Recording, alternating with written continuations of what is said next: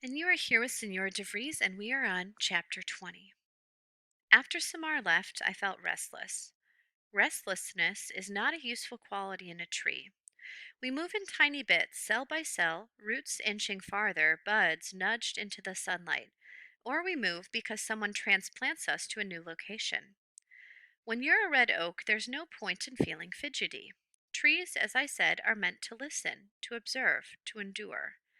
And yet, just once before I said goodbye to the world, what would it be like to be something other than passive? To be an actor in the stories unfolding around me? Maybe even to make things a little bit better. Bongo, I softly replied. Are you awake? I am now, she grumbled.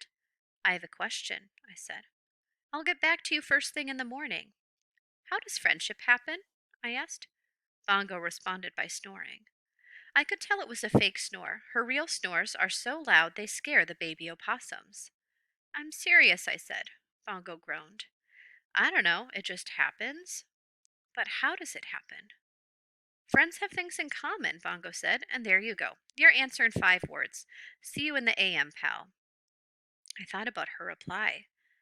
But what do you and I really have in common when you get right down to it? With a loud exhale, Bongo flew to the ground. Okay, I'm thoroughly awake now. Thank you very much. What's this all about? Just an idea. Here's an idea for you. Ideas are a bad idea, said Bongo, especially if someone is in a busybody mode. I'm looking at you, Red. Back to my question. Why are we friends? Okay, fine. Let me think on it for a minute. Bongo walked in a slow circle around my trunk, considering. I love the way birds move. So unlike trees, we bend with the wind. We're graceful and unhurried.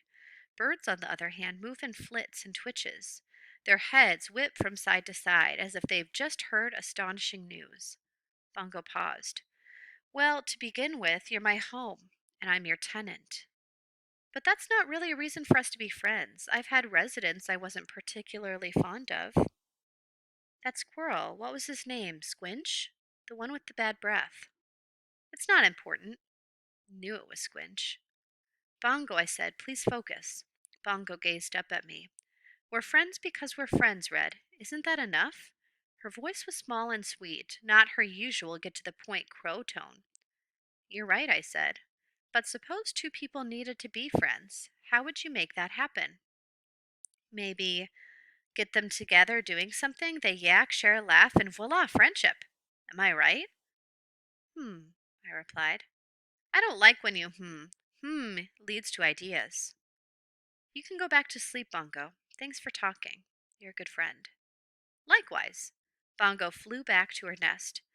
Hey, be sure to let me sleep in. Bongo, I asked. Now what? Bongo replied. One more thing. Why do you think people can be so cruel to each other? It's not like the rest of us are exactly angels. Last night I saw Agnes eat a whole lizard in one bite, Bongo replied. Agnes, the barn owl who lived with her nestlings in my highest hollow, flapped her wings in annoyance. Hey, a girl's gotta eat. And you're a fine one to talk, Bongo, she said. Is there anything crows won't eat? My point, Bongo continued, is that the world's a tough place.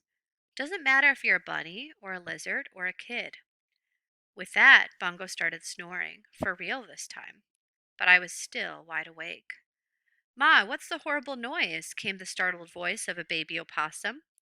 That's just Bongo sleeping, her mother replied. Bongo had been right. I was hatching an idea.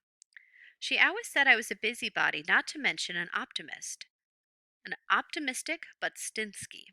Well, there were worse things. Trees are the strong, silent type. Unless we're not. Chapter 21. Bongo, I said early that morning as the last stars faded like weary fireflies. There's something I need you to do. Does it involve potato chips? Bongo mumbled. No. Then I'd rather sleep. It's about Samar. You promised you'd let me sleep in, Bongo said. I didn't promise.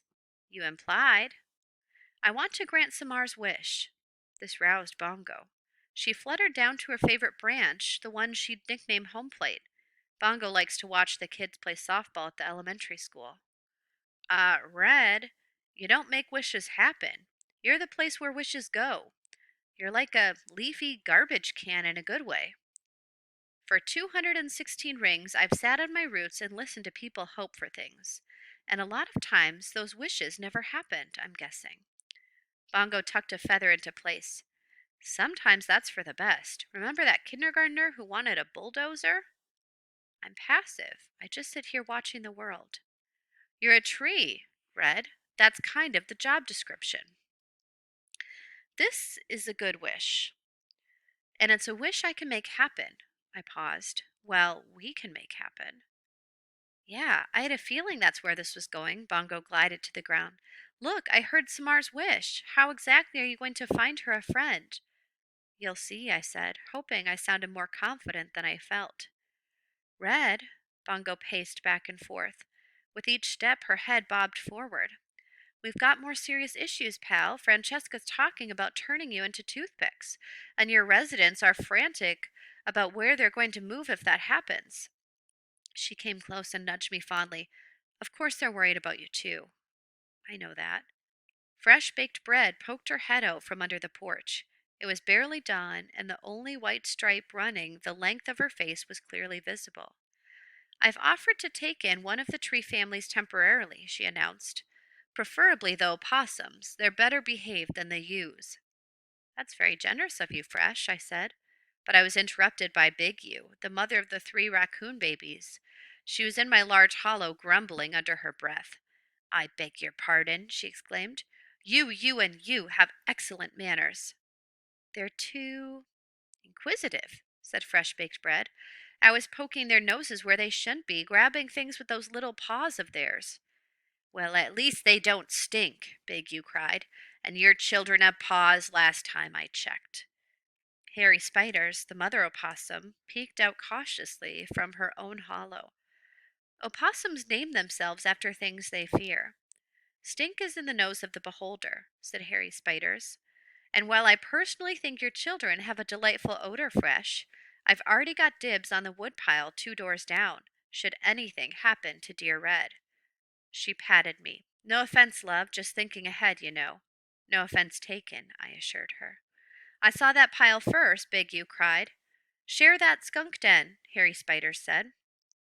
I wouldn't be caught dead in that place, Big U exclaimed. Not now. Now that I know my inquisitive children aren't wanted. Well, they are a bit boisterous, said Harry Spiders.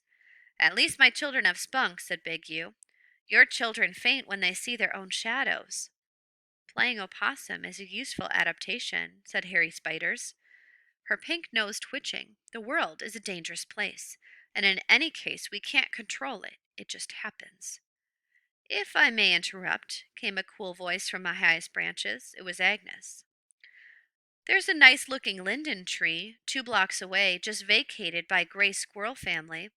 We're looking at it as a possibility, but there's a tomcat that runs loose there. Collar, no bell, that's an issue. Also a big slobbery dog. In all fairness, all dogs are slobbery, Bongo observed. I really think you should all calm down, I interrupted. Let's not buy trouble. One day at a time, my friends. Who knows what tomorrow may bring?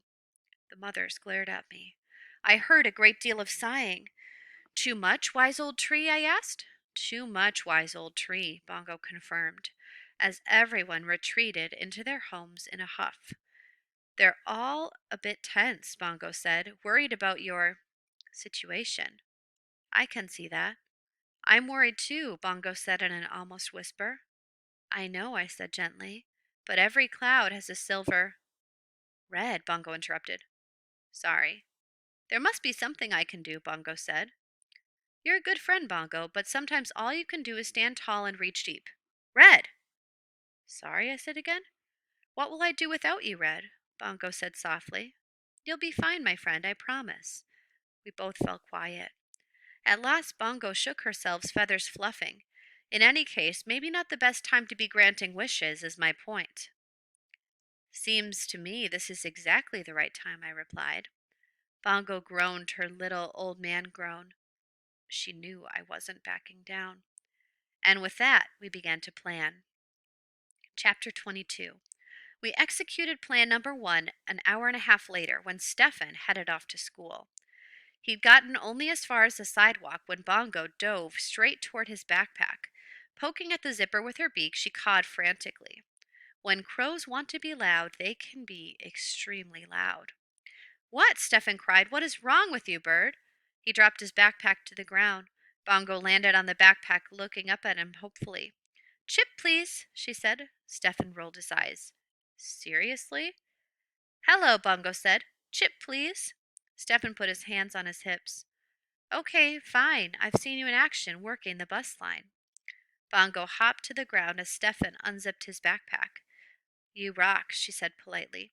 Stefan pulled out his lunch bag and opened it. Let's see, I've got a tuna fish sandwich, carrot sticks. But before he could say anything more, Bongo plunged into the backpack, grabbed a sheet of paper, and flew skyward. Hey, that's my English homework, Stefan cried. Come back here, you thief! Bongo flew high into my branches and landed with a victorious caw. Stefan stalked around the bottom of my trunk where the yellow police tape encircled me. Please, Crow, he pleaded. I'll give you my whole sandwich, please. Bongo perched on the paper, freeing her beak. No way, she replied. A few more minutes of grumbling, and Stefan gave up. Great, he muttered as he grabbed his backpack. Miss Kellerman is never going to believe me when I tell her a crow ate my homework. Chapter 23. When Samar exited her house, it was time for the rest of our plan. She paused, as she always did, to say hello, and Bongo, as she always did, said hello back. But this time Bongo surprised Samar by landing on her shoulder and presenting her with a mangled piece of paper. Samar took it from Bongo. This has Stefan's name on it. Why on earth do you have it? No way, Bongo said, by way of an answer. Well, I'll be sure he gets this, Samar said. Bongo gave a little caw and headed back to me. Perfect. A simple plan, beautifully executed. Samar would give the homework to Stefan. They'd strike up a conversation about the crazy crow in the big oak tree. They'd laugh. They'd share. They'd realize what they have in common. Voila, friendship. This was a great plan. Except for the part that came just seconds later. The part where Samar noticed a friend of Stefan's walking by. She dashed over and asked him to give Stefan the piece of paper. And that was that. Meddling isn't as easy as I thought it would be, I confessed to Bongo. Hey, I did my part. You were wonderful, I said. Well, we'll just have to try again. We don't have a lot of time. Red, Bongo said with a sigh. Please don't remind me. Chapter 24. That afternoon we tried plan number 2. This isn't going to work, Red, Bongo said, strutting back and forth on the lawn. Pessimist, I said. Optimist, she replied. Secretly, I had my doubts, though. Our second plan required help from one of the babies. There had been much bickering over which baby would get to assist us. But then there'd be plenty of bickering ever since Francesca's threat to cut me down. It frustrated me to see my residents, the ones who'd miraculously been getting along so well, turn on one another when faced with a problem. Granted, it was a big problem, but if I could handle it, it seemed like the least they could do was behave during our last days together. Bongo flipped a penny she kept in her collection of treasures, and we arrived at our helper, the smallest baby opossum, Flashlight. Let me get this straight, said Bongo. You're afraid of Flash? Shh, Harry Spiders hissed. We try not to say that word around him. So, what do you actually call him? Agnes asked. He answers to Flash, Harry Spiders explained. Well, Flash, said Bongo, you understand the drill, right? You pretend to be dead. You guys are good at that, right? Flash nodded excitedly. Opossums are the best dead pretenders in the world. So you play dead, Samar and Stefan see you, and they're coming home from school. We're hoping they come home at right about the same time today, I interrupted. And they freak out, Bongo continued.